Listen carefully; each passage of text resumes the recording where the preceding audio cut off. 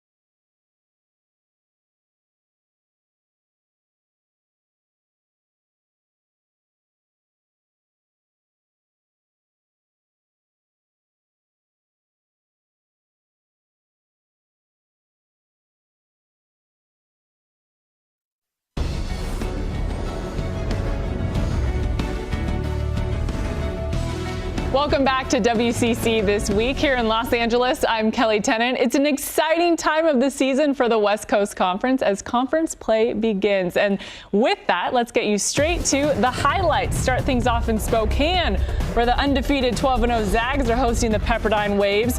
Waves on a 7-game losing streak. That's Shemek Karnowski. He picks up the block on the defensive end, and then they give it to him on the other end. Patient in the post. A nice baby hook with the left. He finished 7 of 11 from the field with 16 points. Later in the half, Silas Melson in transition.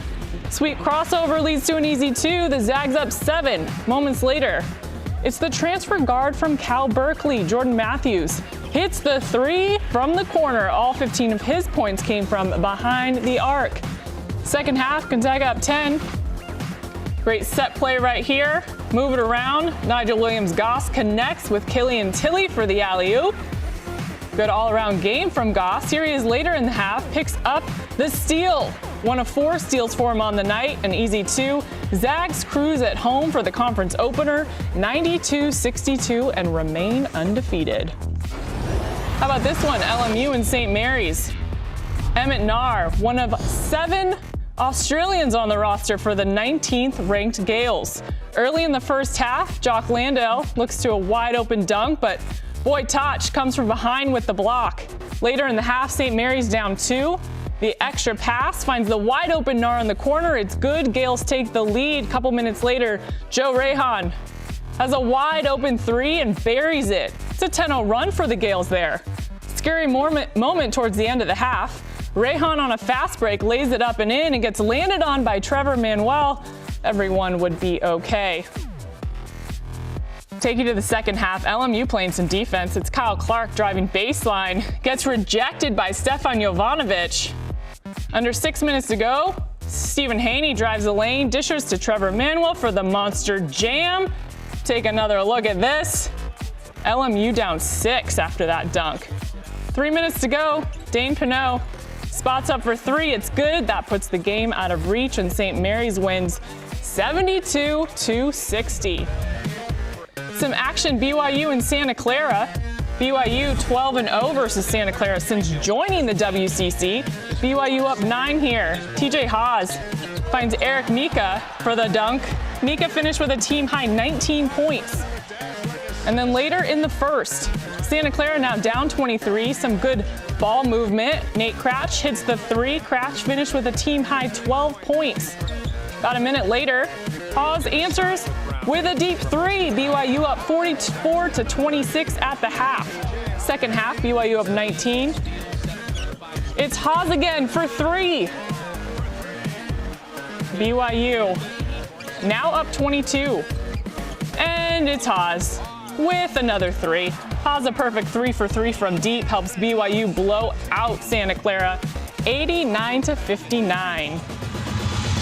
And it's USD and USF. USF with a 10-3 record off to its best 13-game start since 99-2000. Early first half. Good ball movement by the Dons. The extra pass open to Charles Minland. He drains the 3. USF out to a 13-6 lead. More from Minland. He uses the off-ball screen to get open and nail the 3. Minland finished with 14 points in the half. Late in the half, Ronnie Boyce pulls up from long distance and connects. Dons shoot 74%, take a 51-28 lead at the break. Second half, Olin Carter drives, kicks it out to Cameron Neubauer for the 3. All of a sudden, USD down 67-55, under 3 minutes left. Nice set play, gets Brett Bailey free for the alley-oop layup. And it's a last chance for USD. Carter drives, his shot blocked by Matt McCarthy. USF survives with an 80-74 win. All right, we know it's early, but let's take a look at the conference standings. No surprises here at the top with Gonzaga and St. Mary's. Another great start to the season for the Zags, winning their first 13 games. Not pictured earlier was Portland, who won their conference opener at Pacific. So the Dons looking strong as well so far with an overall record of 11-3. Okay, let's have a little fun now. We got the opportunity to sit down with our players and coaches as we put to test their knowledge on the facts and history of their respective schools. First up, representing BYU is their coach Dave Rose and senior forward Kyle Davis. Chris McGee will be leading this segment we like to call Program Pop Quiz. All right, guys, it's time for the Program Pop Quiz. We're going to ask 10 questions total about your program. 5 for the player, 5 for the coach, and we're going to alternate, and you're going to be competing against all the other schools as well. So we're going to keep a running tally. I know how competitive you two are, so I know you're going to want to win. There are some tough ones in here. If you need if it's too tough and you need a hint, I might do one for you. Okay, Kyle, I'm going to start with you. Okay. Your team's all-time leading scorer, BYU history. Kai Haas. It's easy, wasn't it? That was easy. Coach, you're going to know this one. Most points scored in a single game? BYU history. I'm going to say 52, Jimmer Fredette. You are right on the money. What's the nickname of your coach's college team? Phi Slamma Jamma. So I knew you'd get that. What year did BYU make the NCAA tournament? First NCAA tournament, coach. Whoa. All right, I'm going to go with 51. 1950. Okay. So close. Sorry, man. That's pretty good, man. That's pretty good. Kyle, what's your mascot's name? You know this. Cosmo. Cosmo. He's a legend. How many BYU players, coach, are in the Basketball Hall of Fame? Players, there's one. Coaches, there's two. Stan Watts as a coach and Chris Matrosich as a player. Awesome. What year did your basketball program start? Say 1909. Man, you guys are good. It's 1903, but that's... Coach, over under. How many seats your gym has? 18,900. Over or under? This is the current number. I think it's under. I think it's 1875. Did you take away seats? 18,000. It used to be 23,000. 22,894. We have 18,987, but because you sounded so confident, I'm going to give that. Sing the first line of your school's fight song. Just the first line. Rise and shout, the Cougars are out. Is that how you sing it? Yeah. Okay. Coach, you got the second line. We're on our way to fame and glory. You guys, I'll tell you what. You went 8-2. 8-2 is going to be very tough to beat. Kyle, coach, you're off the hot seat. Great stuff. Good job. BYU. Nice job, boys. Don't go anywhere. We've got more on Kyle. This time, he welcomes us into his home where we'll get to meet the newest member.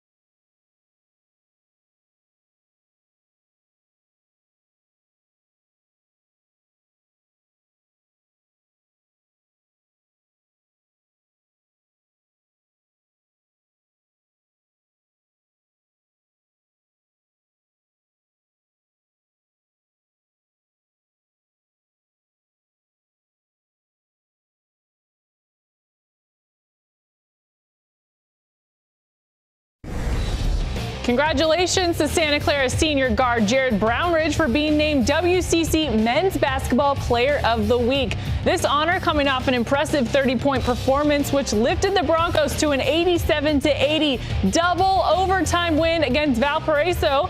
Brownridge is the first Santa Clara player this year to receive the award. All right, well, everyone loves to see college athletes get recognized for their performance on the court, but we should never overlook all the other obligations that come with the daily life of a student athlete. For this week's story, we head to Provo, Utah, where senior forward Kyle Davis shares with us the joys behind his newfound role in becoming a father. Take a look. Kyle, would you mind introducing me to this dapper young man sitting on your lap? Yep, this is Graham Davis, born in July. He's a great addition to our family. About 5 months old now? 5 months old, yeah, full of energy. Except for right now, he's pretty well. Except for, yeah, he just woke up, so he's like just trying to soak it all in. Who's in my house? What's going on here? Mika driving in towards the lane. Nielsen goes down, passes it off. Davis with an easy lay-in. Being a student athlete obviously presents a ton of challenges on its own, just balancing athletics and academics. But now throwing a baby into the mix, how do you handle all of it? Oh, it certainly presented some unique challenges that we couldn't have anticipated, like being up at night or going to different doctor's appointments with him, but I'd say for the most part, he's just made it so much more fun. And you get to go to the games and look up and see him, and just having him in our lives, it just makes everything better overall. He comes to all the home games. He went to, I guess, one away game when we played up in Salt Lake, so not too far, but he comes, we put his little headphones on him, and he loves it. Who is Graham named after, if anyone? He's not named after anyone. Okay. I came home one day and my wife Kelly had bought like a G decoration. She said his name is Graham, and that was the end of the story. So, and it's good because he's definitely a Graham, because we had been going back and forth. We had no idea, and that was a couple weeks before he was born, and I'm glad she knew because he's definitely a Graham. He's our Graham man. Hi, Veggie. So Kelly just forced the hand, and that was it. Yeah, it was just, she must have had some inspiration or something, because she bought the decoration, and that was the end of the story. That's actually brilliant. And you don't argue with a extremely pregnant wife. You just accept it. Yeah, that sounds like a terrible idea. So in the 5 months of having this new human life, what have you learned? Oh, quite a bit. Like you obviously learn stuff, how to take care of them more than you knew, but just one thing I think me and Kel have learned is just how much you can love someone else, because he just fills you with so much love. Like you would do anything for him. There isn't any sacrifice you wouldn't make, and so we've learned that, and you learn a little bit of patience. You learn service. It's been great. Everything about it has been so fun, and we wouldn't change anything for the world. That's a very sweet answer, but I'm gonna guess there are also some things you've learned that are a little bit less buttoned up, like how much babies poop, etc. Yeah, we're going to talk about that. We definitely know about that. He does that plenty, and it's becoming more. We learned that he doesn't like to sleep for long stretches of the night. Okay. We're now learning he loves bananas, and he'll get it all over his face, the banana food, and all sorts of different things. We've learned that you don't really like your car seat. But you're getting better, and long drives are hard. Tell me this, what smells worse? A Graham diaper or the locker room? Oh boy, it can be close sometimes. It can be really close, but we'll say Graham's diapers. Those are up close and personal. I can just run away from my teammates if they smell bad. This little guy, you have to just fix it. Or Kelly fixes it. Yeah, let's say Kelly does a lot more of it. I run him to the trash can. Hands it off to Davis. He's double teamed. Doesn't matter. Turns to his left and scores. What is more embarrassing? Coming home, forgetting to bring a new pack of diapers, or missing a wide open layup? Oh boy, you never want to miss a wide open layup. So we'll go with that one. Because if I forget to bring home the diapers, I just go drive back and get it. You don't always get a wide open layup, and you don't want to miss those. That's not in front of an arena full of people. Yeah, the Marriott Center isn't full watching me when I forget diapers, but they are if I miss a layup. What a beautiful family. All right, back to hoops. Let's take a look at our Saturday slate of games for the conference. Coming up right after this is our game of the week. BYU visiting Loyola Marymount. The Dons will drive south to take on Santa Clara. The Zags will look to remain undefeated at Pacific. And the final game of the day will be USD in Moraga taking on the Gales. All right, well, that'll do it from here. Back to Steve Quist and Casey Jacobson from Gersten Pavilion after the break.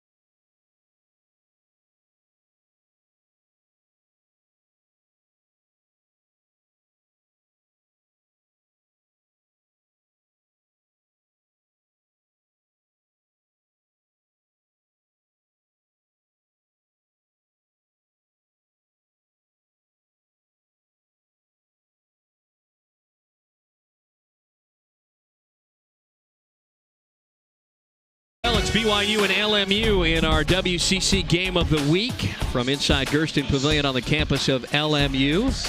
And for BYU, they're 1-0 with a big 30-point victory at home on Thursday night. And for LMU, a loss on this floor against a very good 19th-ranked St. Mary's team. So let's talk about X Factors right now. BYU, who is their X Factor, Casey? Oh, for BYU, it's the freshman TJ Haas, and people are familiar with his last name. TJ's been living in his brother Tyler's shadow his whole life. But TJ, he's got his own game, and he's very important to BYU's success. He's shooting 40% from three, but he's also a creative driver who is second on the team in assists. And for LMU, Stefan Jovanovic, the 6'11 transfer from Hawaii, he's been so efficient, Steve, when they give him the ball down low. He's second in the conference in shooting percentage at 64%. He just had a streak of 7 straight games in double figures snapped against St. Mary's. He's looking to start a new one. So this is the first game of the day in the West Coast Conference. After this, San Francisco at Santa Clara. You were talking about that Pepperdine-Portland game, and then the two favorites at 5 and 6 getting an opportunity, one at home, one on the road. And Pepperdine has lost 8 straight games. They need a win desperately. Kind of surprised Marty Wilson's team has tanked so far. Hope they can get things turned around at the end of December into January as well. We got a good one, BYU and LMU. Game 2 of the West Coast Conference schedule for both these teams. It is our game of the week, and the tip-off comes up next.